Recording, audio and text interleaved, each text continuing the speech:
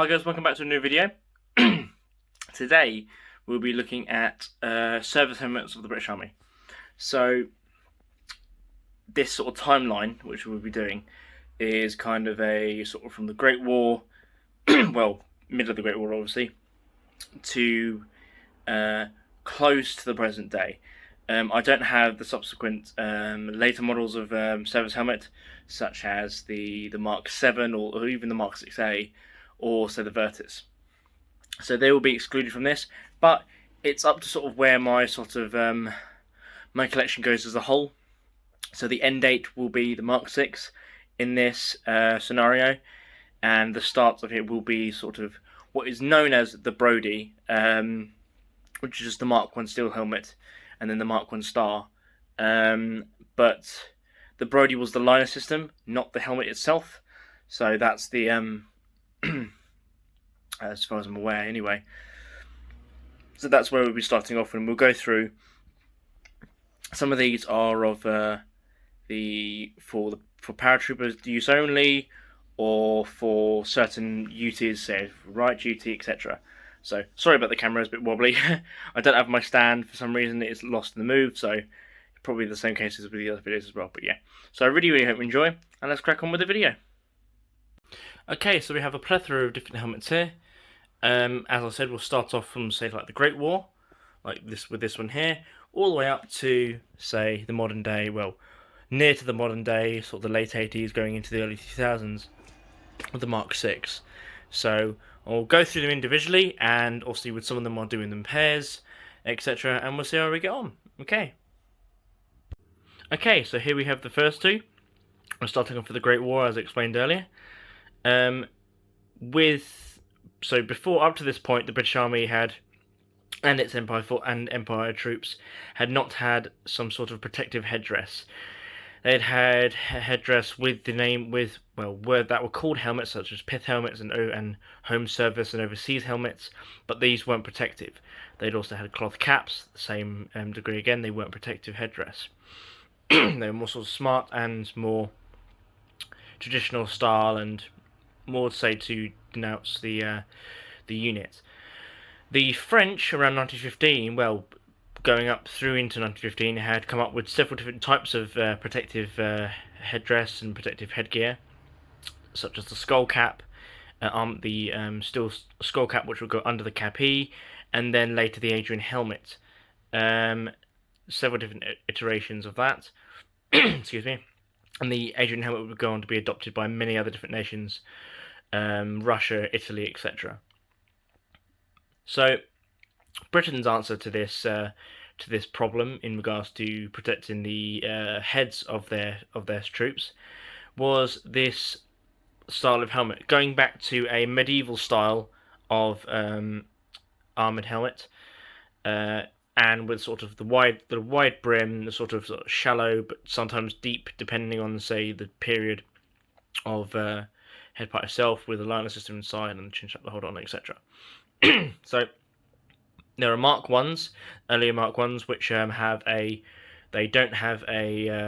not rimmed, so they haven't got like a folded rim, so just a raw edge basically, and the liner system is very different. So basically they have like several bits of cloth around in the inside the helmet itself, and then with a sort of a copper screw which can be tightened and untightened to accompany with the liner and, say, your head size, etc. So we have two, as I would sort of say, they're sort of Mark 1As, with the new liner, etc. I believe that's the designation. I might be wrong. Sometimes called the Brodi helmet, but the Brodi helmet is not the name of it. It's the steel helmet Mark 1, etc. The Brodi is Brodi was the gentleman who designed the liner system, which will go in these later ones. So we'll have a look at these now. So we have an original and a reproduction. So the original here is very nice. Came with its Hessian cover as well, and with a unit patch of the Middlesex Regiment. Very nice piece. Still itself, with the cover off, is very nice looking, and it's the how the cover's been made as well. the tensioning point on it is basically almost like elasticated, so it actually sort of clings to the helmet a lot better, and it can be easily removed without damaging it, which is great. The liner itself, sadly, has worn away greatly, so I'll just take this off here without dropping it. So as you can see, I have shown this in the previous video, the liner is sort of wearing away a bit, so you can see where some of it used to be, and the center point where the rivet is. So the chin strap, like in a lot of these early ones, is a full encompassing one, so it goes obviously with the chin strap part itself, and then obviously goes all the way to the top of the shell, etc., and is pinned there with the rivet in there. I'll see if I can find any markings. If I can, can't bet on anything. But I think there are some somewhere, but they're just a bit hidden at the moment. So yeah, obviously the line itself is coming away, like it's coming off on that side, I think. Yeah, basically it's come off its sort of securing point there, which is a shame. I thought again about getting repaired, but I wouldn't want to replace anything in this really. It's how it is, and this is like sort of like very, very soft now as well and everything. So it's actually, even without sort of the main part in the middle, it's actually still fairly comfortable to wear. But I wouldn't sort of use it for anything apart from like a display and on like one of these. So yeah, so that's the this is the original Mark 1. So obviously, when we have a look at the reproduction, we'll see how the liner was supposed to be. So I'll quickly get that out the way over there. So this is the reproduction. I've configured my own sort of Hessian cover, nowhere near as good as this one, but it's a start. So I'll just quickly get this one off. So as you can see, this is how the liner was supposed to be in its original form before this one all withered away. Has the sort of it's like an oilcloth here. I think this is sort of like almost like a chamois leather, this part here anyway. But as you can see under here, this sort of cotton in sort of almost like a mesh sort of string bag kind of formation, and then there's a pad. There's like a pad underneath, which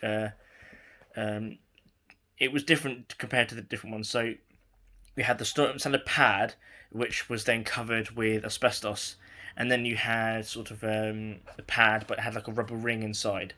I can't remember the exact destinations. Please, if you know the full thing, please correct me. But that's sort of how it was sort of going in my sort of view. So yeah, I believe this one's been marked up as like a Mark 1A, I believe. This reproduction. Here we go. For sort of been redone as like 1939 kind of thing. This is reproduction, as I say. I believe the shell itself is an original. I believe, from what I can tell, very, very similar to the original here in the way like the bales are, etc. And then there's the reproduction. So I believe the main steel parts of this are original, and the liner is a reproduction. A very, very nice reproduction, all that though. Very nicely done. I'm not sure what company made this one, or the liner itself. I bought this along with a Mark II several years ago for 50 quid for the pair, so I can't really complain. Might be sold for a fortune liner, but I'm not entirely sure. But all in all, I apologise for the noise. The windows are open just because I had to let air in, so into the house. But yeah, so that's that. Let's put those there. This one can go back on the other head. Yeah, it's a shame it's sort of falling apart, really. It's a bit of a tricky one to really deal with. But yeah, so that's them. And now we'll move on to sort of the interwar going towards the Second World War. Okay, so here's sort of our interwar towards Second World War period. So one thing I didn't touch on in the first bit was the pith helmet. So a pith helmet had been used as sort of an overseas helmet for many, many years during the Victorian period, and then began to be adapted. This is the Wolseley style of pith helmet, which was introduced just prior to the Great War, and was seen in widespread use throughout the First World War within, say, the Middle East and and hot areas, like in Africa, etc. as well. And saw service throughout the interwar period and into the Second World War as well. But generally, like gradually, you see later parts of the Great War that the Wolseley helmet generally is sort of used as a secondary thing or a non-combat item which is being replaced by the steel helmet at this point. It's a great piece of headgear. It's obviously not a steel or protective helmet, but technically it is a protective one, but it's protected from the rays of the sun. Basically, so if you soak this as well, and it would keep it cool. You have the vents at the top, which then flow down into the head, and keep your head nice and cool and out the sun. And because of the largeness of it as well, it keeps the sun out of your eyes and off your head as well, and stops you getting sunstroke. But generally, if you sort of soak this in water, the cork or the pith, as it was at that time, which is from a tree, to make these, would soak it up and then keep your head cool for a very long time. This is a reproduction, not a brilliant one, and I've tried to look for originals with the pugly on, and say, if you don't know what a pugly is, pugly is the wrap you sometimes see on pith helmets, which goes around, which takes a while to learn and figure out how to do it. It has a certain amount of folds, and also it denounces different regiments as well, especially in the British Army. Like, different regiments would have a different amount of folds or different colouring on, say, the pugly itself, or they'll have pugly flashes as well, so to denote the different regiment or the different battalion or the division or the brigade, for example. So I'll just quickly show the inside. As I said, this is a reproduction, so it's got like a bit of it's got like a Velcro kind of thing going on. I'm not really happy with it, but it's what it is. This was one from Soldier of Fortune. It came with like a weird chin strap suspender system, which I just cut off because it was just pointless. I don't even know if this is real leather. I don't believe it is at all. Sorry, but yeah, it's got like a Velcro system at the back, which kind of ruins it. But from the outside, it doesn't look too bad. I believe this is one made out of cork, and you have the vent system, which can be unscrewed and taken off to be cleaned, etc., or whatever need be.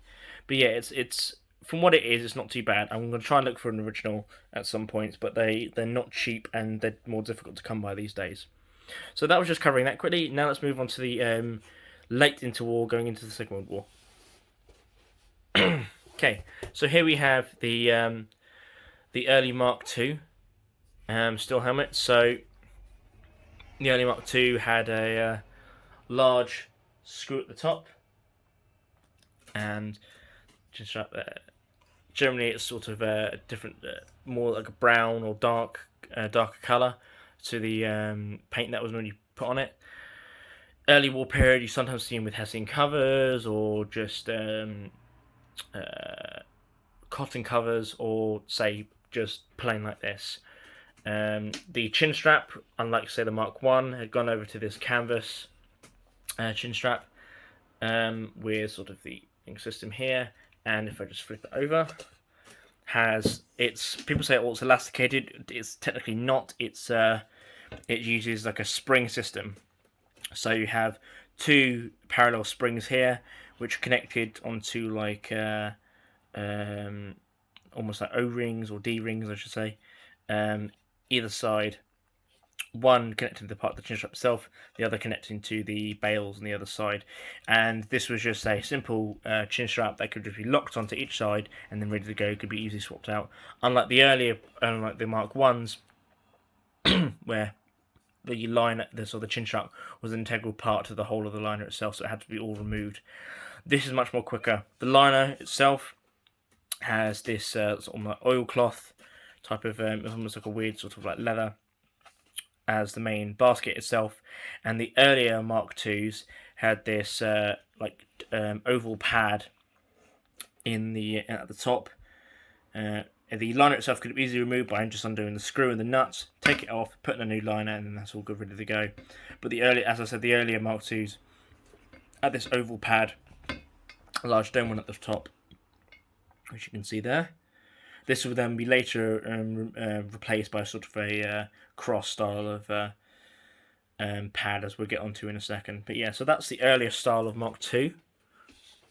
You'll see it also throughout the early war period, and then the later Mark IIs would be coming in around sort of 42, 43. Well, actually, sorry, about 41, 42, I should say, sorry.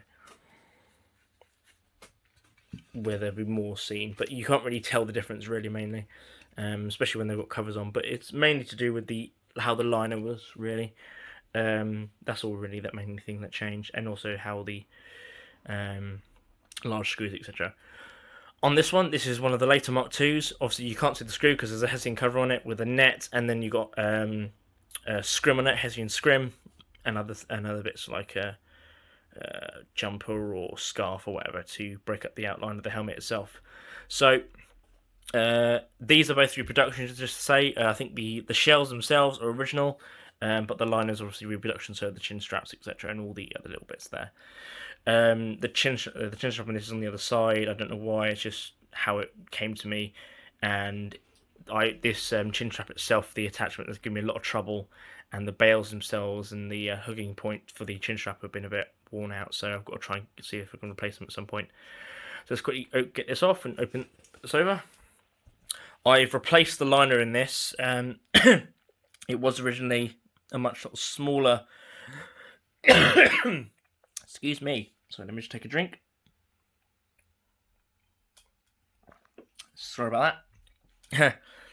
It was a much more smaller liner with a more sort of shiny leathery, like in this one, style of liner that was in this originally, which wasn't very comfortable at all. I've then replaced it with this, which is a Sword of Fortune, which is more is like a softer leather, almost oilcloth type of liner. Much nicer, more closer to the originals, I should say, than what was in there before. So I don't really know why it's put in there like that already. So yeah, as I said, like this is a cross style of dome pad. So it's very spongy, and obviously it helps with your head. And this is much more comfortable. It's a little bit wider, so it gives me much more room, but it's way more comfortable than the original, than the liner that was in there already. And as I said, this is much more closer to the originals, in my personal opinion, anyway. But as I said, this one's been giving me a bit of trouble with the bails, etc. So this tends to come off quite easily. It's a bit frustrating, and I have to keep attaching it sometimes. So this is why I keep it in this configuration all the time, just because it stops it coming off, etc. So it's gonna be interesting when it comes to the Monty's Men trip, which will be next year now, due to it's been cancelled and postponed till next year. So a bit of a shame. I was looking forward to it, but I have other events in regards to, say, a Great War and 24-hour trench event I'll be doing later this year, and I've got a training bit to that in July. That'll be good. So yeah, so Mark II was obviously began being issued. Well, this one and then this one began being issued to late in the 30s, and then obviously so that's the Second World War. The Mark I, a lot of Mark I's say their liners were switched out and retrofitted to then be like these ones. So you see a lot of, say, wider style of British helmets in the early parts of the war. Generally, that's because they're their the Mark I's, which have been retrofitted with the new liners, as I just said. And then obviously these ones. Okay, so that's those two. And the Hessian and the scrim was very much a staple of the British Army during the Second World War and beyond that, really. You'll see say Hessian covers, etc., and cotton covers during the Great War and Interwar, but generally the scrimming of helmets was a very much a done thing during the Second World War, especially in the later parts, getting into, say, post-Normandy, etc. So there's those two. We'll get on to the later part of the war now. Okay, so now we're going to the later part of the war and sort of post-war as well. Briefly, we'll go back a bit and we'll look at the power helmets in a second. And obviously on Royal Armour Corps, etc. So we have the Mark III here, and this is the Mark IV shell with the Mark V liner. So the Mark V liner sometimes these helmets with these liners are just known as quickly as the Mark V, which is wrong. I'm sorry, but that's what they are. This is a Mark IV shell with a Mark V liner. The Mark V liner came in sort of the mid, where the sort of came in the early 70s and onwards, and this is the type of helmet you will see in, say, the Falklands, etc., and places of that nature. But going back to the Mark III, so the Mark III was introduced by the sort of medical board, would give greater protection. Very, very strange looking helmet. This is sometimes known as the turtle helmet, but basically gives greater protection than its predecessor. So with the best way to tell Mark IIIs is the rivet, which holds on the bales for the chin strap, is quite a way away from the rim itself. On the Mark IVs and well, the Mark IVs anyway, the rivets, etc., are much lower down towards the rim, so they're more sort of, say, here than up here. The attachment for the liner system was basically identical to the Mark IIs, so it was a screw-in, so this has a small screw at the top, and it was screwing with the liner itself in the bottom. And this has an elasticated chin strap. Sometimes you'll see Mark IIs with this style of chin strap, and then the Mark IIIs, basically, this was standard for them. You'll see some Mark IIIs and some Mark IVs with the early style of Mark II chin strap, but that's more sort of hit and miss and dependent on what was there at the time in the stores, if, say, a chin strap needed to be replaced. So this is the original Mark III shell, with a reproduction liner in. Got this from Soldier of Fortune, actually, which was quite a lucky thing when they still had these in stock. So yeah, so that's that.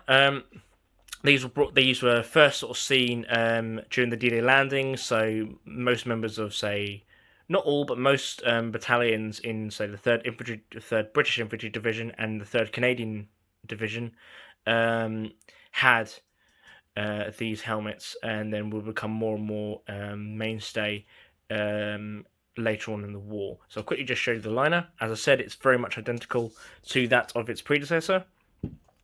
So the cross style of head pad, and then the oilcloth liner. This one's a bit worn now, but it's actually very, very soft because the way it's worn, and it's become more sort of felt-like, and it's it's probably one of my most comfortable helmets. Very, very comfortable for the oilcloth liner. Very, very nice. So yeah, this one hasn't got a cover on at the moment or any netting. That was removed for another project I was doing, but that's what that one looks like. Okay, let's put this one back on. Okay, now look at the Mark IV. So I've got this sort of set up as, say, sort of mid-70s going on to the early 80s at the moment, but it's a good representation of, say, the helmets being used later on in the war as well. So the Mark III would be replaced not long after its first use in combat by the Mark IV. Well, obviously these were still being used, the Mark IIIs, but some of them were retrofitted or basically just kept in service if they were fine. But the Mark IV was being introduced, which was basically the Mark III shell. The rivets for the chin strap were moved down towards the rim more because it was much more secure and also less likely to break. They had a tendency the bales to break when they were up here, and also it was less uncomfortable as well, and it gave much more stability when it was down here, as people found. As well, that was the sort of main thing. The main change, though, was the liner system. So the liner system went from a screw-type liner, as in the previous iterations of the British helmets and the Mark II, etc., to a lift-the-dot system. So lift-the-dot system basically means there's a rivet that goes in here, connection to a sort of like a tapered pin, which sticks up down into the helmet itself. The liner itself has the female to that male of pin locks onto that, and then the liner itself can be put in. So it made the helmet much more utility friendly. So, for example, the liner could be removed. This could be used as a bucket or as anything else to carry stuff, because of the chin strap. It could be easily used. Much more utility. Say if a liner gets damaged or destroyed or worn away, it can be just easily swapped out. The liner itself in the construction was very, very similar to the wartime liners, i.e. the oilcloth, etc., and the pad, but it was the lifted dot style of removal and attachment of the liner itself. The later styles of liner, so that liner itself would last on until, say, the mid 60s, when it would be replaced by the Mark V liner.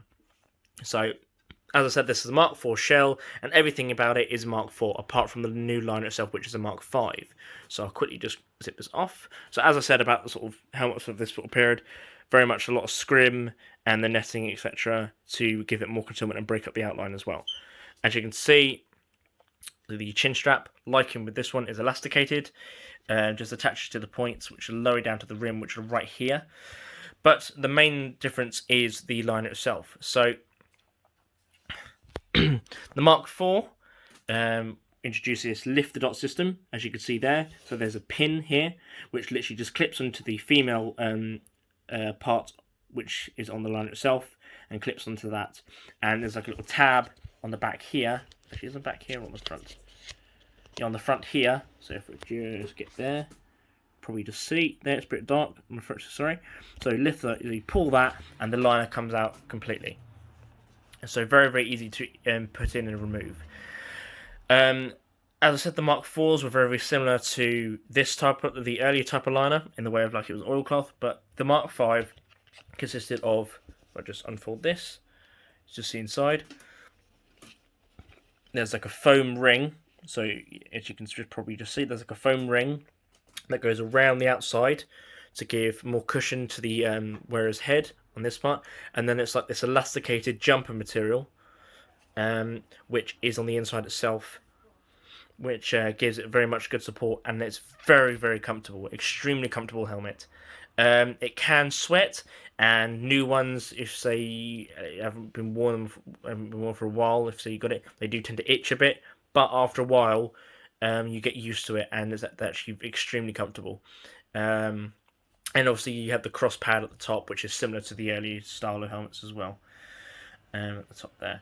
This one specifically is dated, if we can get the label.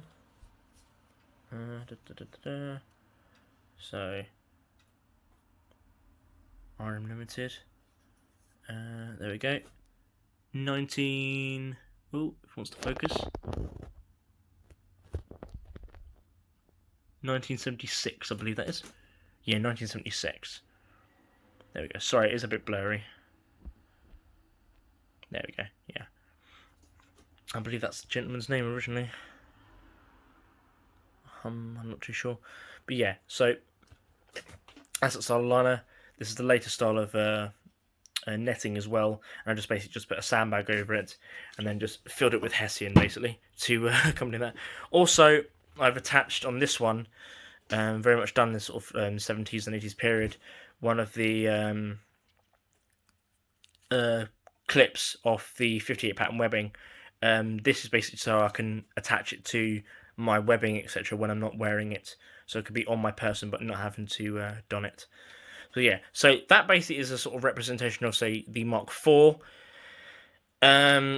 which would then obviously replace this and be used well up until, well, the shell itself style will be used well up until the late 80s, and some even still roughly being used into sort of the early 90s, especially with the Royal Navy, etc., and then being replaced by the Mk6. So I'll just don that back on there. And so that's for the later helmets of the war. Now we'll go on to the what was used by the paratroopers. Okay, now we're looking at some different helmets for, say, British parachutists, and well, British and Commonwealth parachutists during the war. The basic paratrooper helmet was derived, well, this style was derived from the Royal Armoured Corps helmet, which was being used at the time for, or well, Royal Armoured Corps helmet, but the Armoured Vehicle Crews helmet. So earlier ones of this, so there were sort of leather style helmets, there were like padded helmets, so basically it was like a sort of almost like a flight helmet, but with like a padded rim around the brow, which will encompass the whole head. There was a style which was similar to this, but had like a sort of fibre rim, a sort of fibre bill on the back to protect the neck. I believe they were seen in the Bruneville raid. But this style of helmet, as I said, which are derived from the armoured fighting vehicles helmet, was the sort of mainstay and the sort of most well-known image of the Paratrooper helmet during the war. So we have two styles here. This one is a converted one, which from a Royal Armoured Corps helmet, so it still has the it still has the armored, the armored vehicle crew liner. So it's the same liner that will be used by the infantry is in there at the moment. All that was really replaced in the chin strap. So most of what's on here is not correct in a way, but it sort of gives you a picture. And then this one, which I believe is an original para shell, just with the line has been replaced with something new, but I'm not entirely sure. So we'll have a look into that at the moment. And this is probably I got about a year or two ago now. I've had this for this one for several years now. So we'll get into it. So basically, what it sort of gives us sort of an idea, sort of the earliest stuff, well, sort of the Mark 1, 2-ish, going on towards the later one, which was used post, I'd say, Market Garden. So here we have the earlier style with the leather suspension system, the leather chin strap. So it has the double D-ring style of fastener. So the strap goes through from here, round through both D-rings, back round, and then through the back one, coming back to secure it, and gives a fairly good secure. And because it's leather, it holds very well. The only problem is leather rots. Leather tends to deteriorate very quickly, and after it wears, it breaks very easily. So then they would go on to say the canvas one later, as we'll get onto in a second. So has the main chin cup here, which is sort of soft, leather inside, which gives comfortability to the chin itself. And then the helmet itself and the shell is a sort of this dome style, which as I say again, is the Royal Armoured Corps style of helmet. Well, helmet shell anyway. The line is very, very different to the Armoured Corps helmets, though, as we'll get on into a second. But I'll go on to this one just for the time being. So again, same shell again, but this one is basically not changed. So if we look at the top, it is still a screw. Sorry, it just fell. It's still a screw, which is different to how this one will be. Sorry, everything's just falling. So, because this has the original liner in. So I'll just quickly undo the strap here, and we'll get onto that. Here we go. So, as I say again, this is the standard infantry style of liner. So the cross pad at the top, which is solid now because it's that old, because this is the original liner. And we have this sort of you can tell it's sort of been converted on a sort of budget. So they haven't bothered to replace the liner at all. They've just added this sort of like foam padding around the top edge to sort of give that para helmet style of feel, I guess. And they've used the original bales here, and then added a second point on here with this like weird rivet style of thing on the back to attach the chin strap system, which is being fastened with a popping stud. Apologise for the noise. That is the dog. So that attaches basically just to there like that. I did add this sort of chamois leather chin cup, basically because it was just the raw canvas otherwise, and it was very uncomfortable. This makes it much more comfortable. It is, however, way small for me now. I bought this several years ago when my head was a fair bit smaller. So that's that. So as I said, it goes with this pop stud, or this sort of newy style of stud. If I could just get it on without fumbling with it. There we go. So basically like that. So as I said, yeah, that's the liner. So the actual airborne liner is like this one, and I'll get to that in a second. Okay, so here we have the actual style of the airborne liner. So it is this sort of ring system, as in they've tried to replicate here, but the padding is underneath this leather part. So this sort of soft leather. We have a suspension system at the top, which is made of cotton, and this cotton string as well to keep it so you can adjust it for the head size. And then you have this large absorbent pad at the top, which is basically almost like stuck onto the top to give absorbance to any shock from the top itself, so when landing. And also it has these large foam pads on the back as well to help with the neck and the back of the sort of suspension system as well, where the chin strap sort of holds into the back of the head, so it gives it more support and more comfortability there. Very, very nice design, and this will be basically replaced, the chin strap, I should say, with the canvas style, which was basically similar to this. Well, basically like this, but just without the popper. It would have a different style of attachment system, so it would attach more towards these back straps here. So it was sort of go on you. Basically, it's very, very similar to something I will show you in a second with what the parachute regiment, the parachute regiment and paras in general, and airborne forces, I should say, would adopt as a standard helmet for the post-steel helmet period.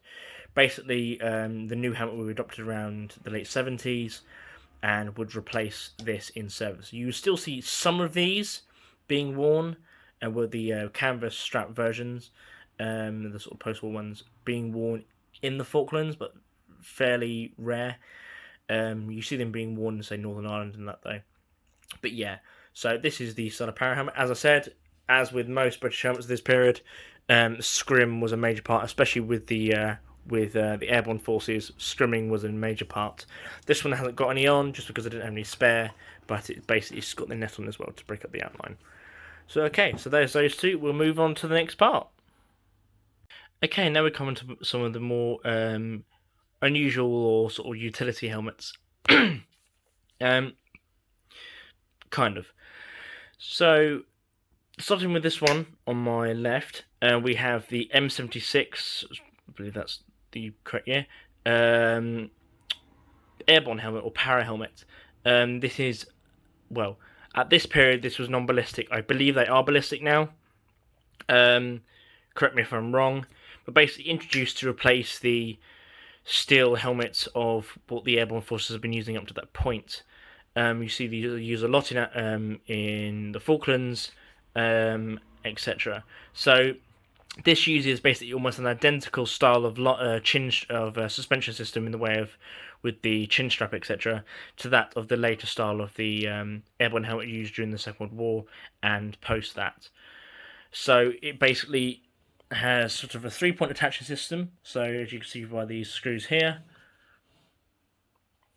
So the two main points against the side of the head with the bails here, on this dual style of loop, so you can tighten it directly from here, and you have this chin cup, so the canvas, and then you have the sort of leather as you saw my other one here with the black leather. It's very, very soft leather, which is very, very nice. So to go around the back, we have this attachment point here, which is where the sort of main way of donning the helmet is. So if I just put the head on its side, like here. Here we go. Sorry for the noise out again. Side out again. So the main attachment point is here. So you have this tab here, which basically threads through on the double D-ring back through both background and then through the rear one to then tighten and attach it. And then to remove the helmet, you just undo this, and it comes off, so basically almost sideways, really. It was seen as much more secure, and then it's all away from the sort of the front of the head as well, and doesn't get in the way here like it did on the older version. So less bulk here as well. It's all down here, basically exactly the same as the earlier style. So if that conversion was true to form, it would basically look like this, but in sort of a tan canvas. This is sort of like the green sort of style, and there's the chin cup. So I'll quickly get this one off, and we'll look at the inside in the main liner side. But before that, we'll go on to this one. So if you'd watched my previous video, you would have seen this one before. So this is the Mark IV steel helmet with a Mark V liner with a Riot visor. So the Riot visor came in around sort of the late part of the 1960s as a sort of on branch from the crisis in Aden, from say the riots happening there, and this was adopted. You wouldn't really see it there until sort of the early 70s in, well, sort of late 69 going into the 70s in Northern Ireland. Is when it's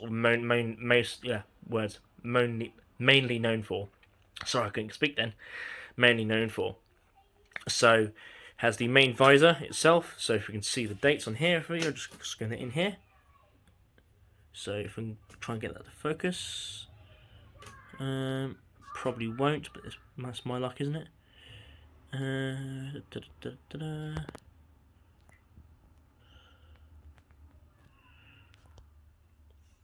Yeah, I'm sorry, I can't get the focus at the moment. But it's basically has so helmet, anti-riot, visor, attach, and then the stock number, etc., etc. But basically, it's here, just below the broad arrow, obviously for the War Department. It's got 1970, so that's the date of manufacture of the visor itself. All the helmet itself dates from 1970 as well, so it's all dated to the same date, which is kind of cool. As I said, if you see my previous video when I went into a little bit of detail in this, this style is slightly different because it has a different style of suspension system with the chin strap.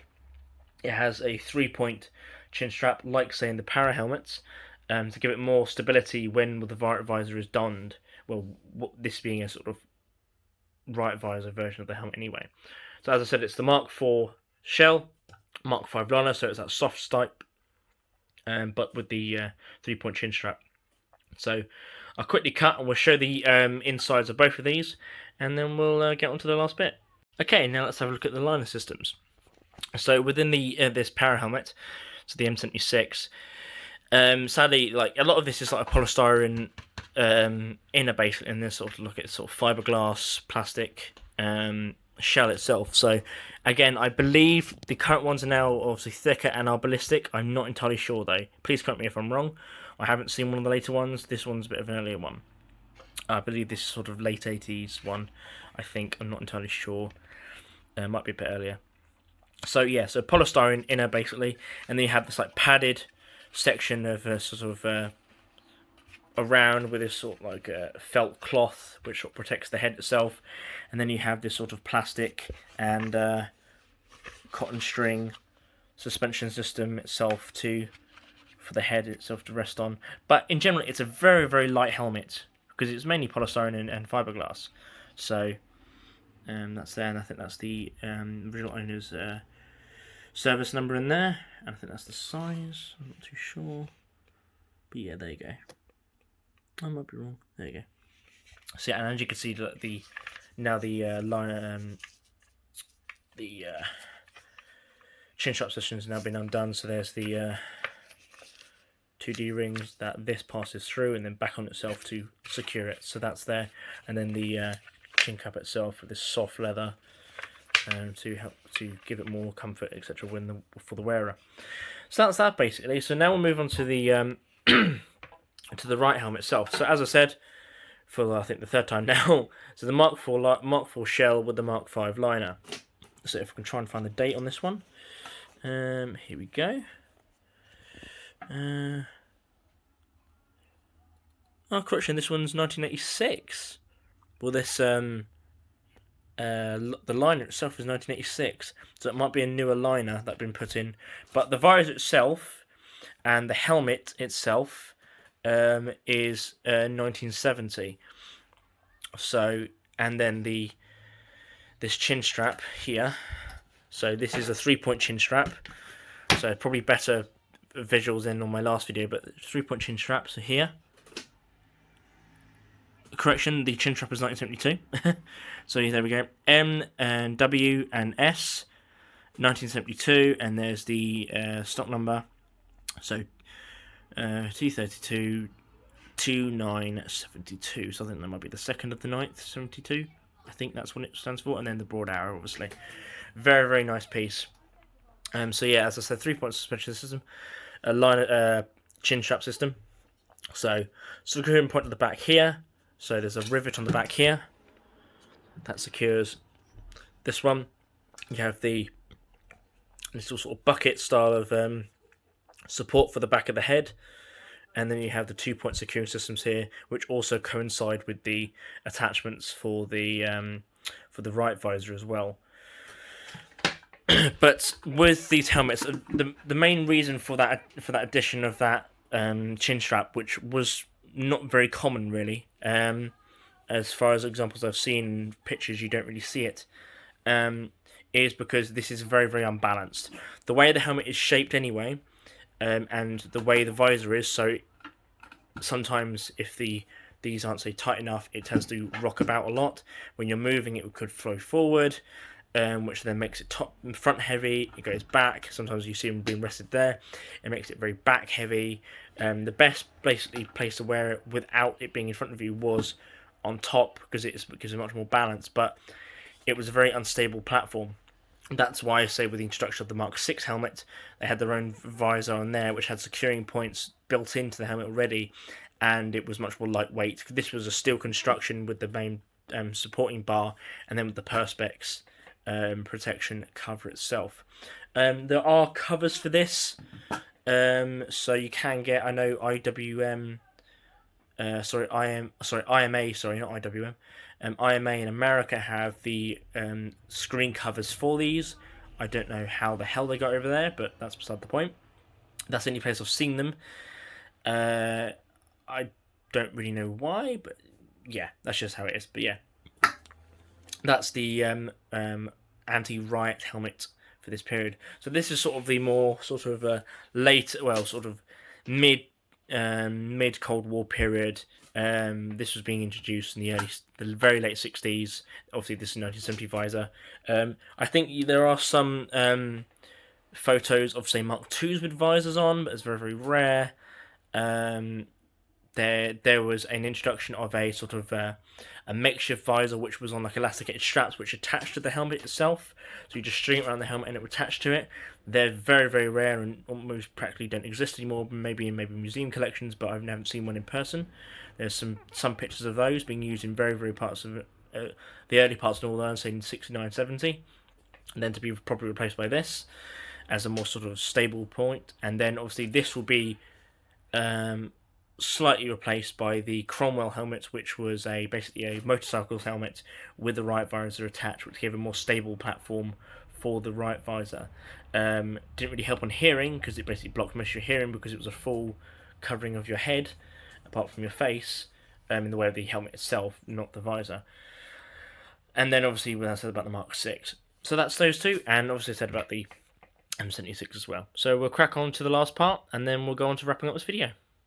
Okay, so here we have the Mk6. This is the latest helmet in my collection, in the way of like recent purchases and also excuse me, date. So this is a Mk6, not a Mk6A. The main difference between those is thickness and also how they accompany the liner itself. So the liner in this is a bit of a hit and miss. So the padding system it has is very good. The actual supporting system isn't. It's basically like a string, and it would dig into the top of your head if you've been on it, because it's a fairly weighty helmet. So this is not Kevlar, as some people say. This is ballistic nylon. I believe, obviously the Mk7s are Kevlar, as far as I'm aware. Kevlar is basically just a product name, basically. That's all it really is. So this is ballistic nylon. So the Mk6A were, I think, were definitely thicker. They were mainly black, and they had a sort of like a grainy finish on them. These had like a smooth finish. I'll quickly show you if I can. We're taking off the cover in a bit. Yeah, I believe they were still ballistic nylon as well, the Mk6As. Please again correct me if I'm wrong. But Mk6s are ballistic nylon, not Kevlar. So the chin strap system is actually very, very good. And also, generally, these helmets were custom by the cover, which was very, very synonymous with this helmet. And later on, you'll see these with desert DPM covers, reversible white covers, the high-vis covers, say for sort of traffic duties, or the then MTP covers when these began to be phased out, where you see them on the Mk6As anyway. So yeah. So quick talk about the cover itself, because it's the first one with a sort of a proper made cover. So it has these elasticated strips across.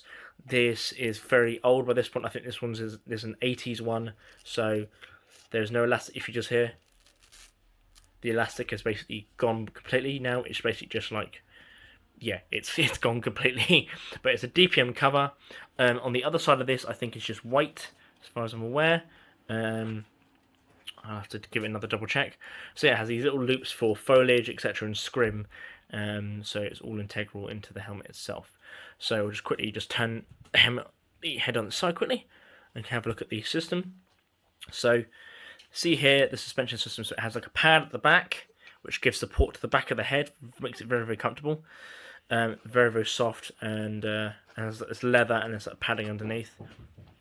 And the suspension system itself, so the chin strap system, has a 3-point system, as I said before, and the back part's here so you can come secure it. The securing point is actually attached to the helmet is here by this press stud. Sorry again for the dog. So literally you just flip open that, comes off, and it's straight off, and it's easy to get to.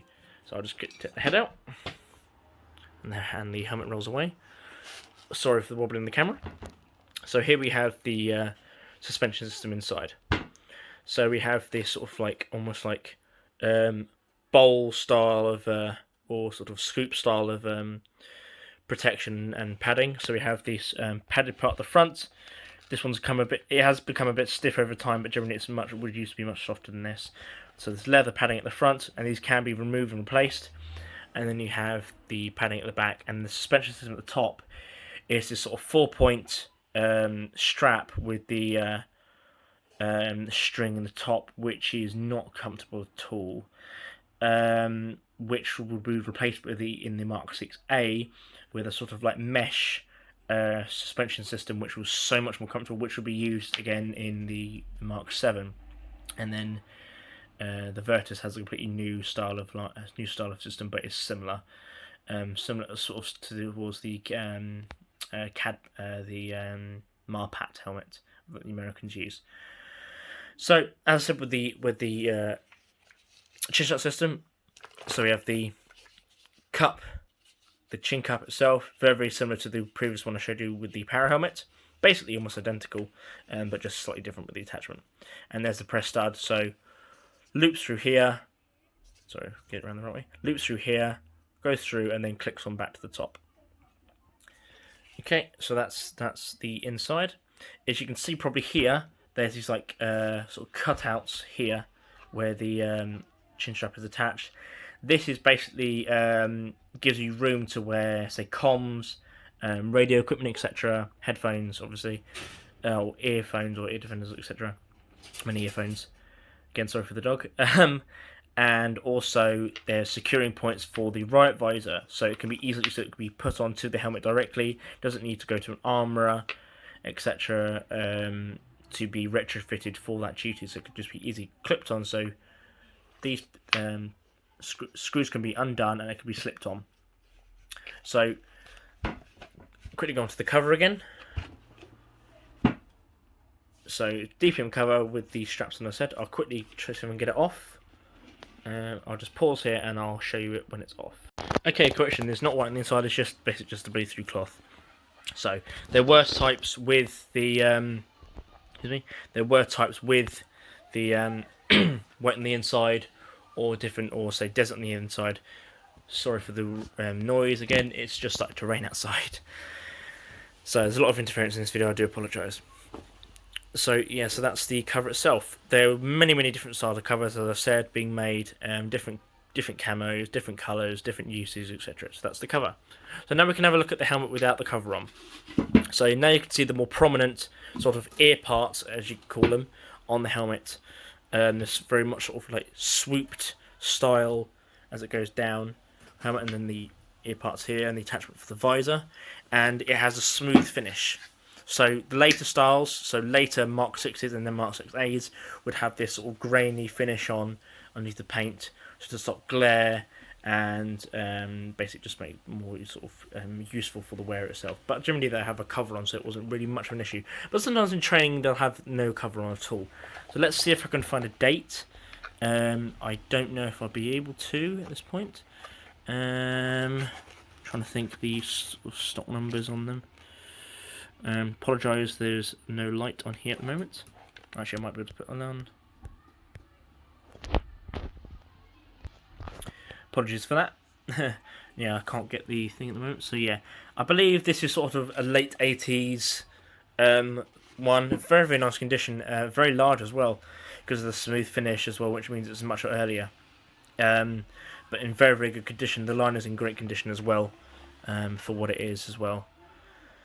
But yeah, so that's sort of the end of really why the collection I have it really at the moment, and sort of the timeline in this video. So I will hopefully be getting more into this. So the Mk6As are a bit more rarer, but I will try and get one. I will try and get a later Mk6 as well. I'll try and get a Mk7. They're fairly on the market now, just because they're not in frontline use by British troops, and a lot of guys have sold them.